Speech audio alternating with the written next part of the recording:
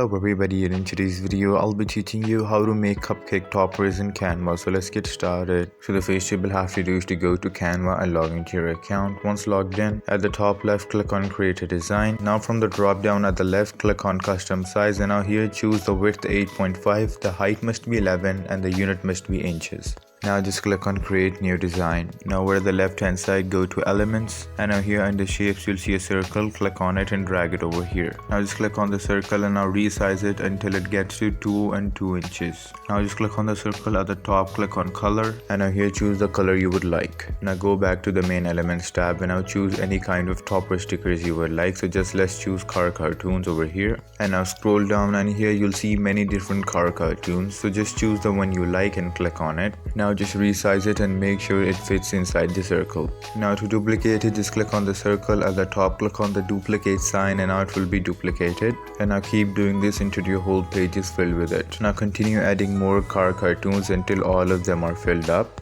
Now once you're done, on the top right click on share. Now click on download and now make sure to choose PDF for best quality. You can also choose crop marks and bleed if you want it. Now just click on download and there you go. If you guys found this video helpful, make sure to leave a like and subscribe to our channel. I'll see you all in the next one. Goodbye.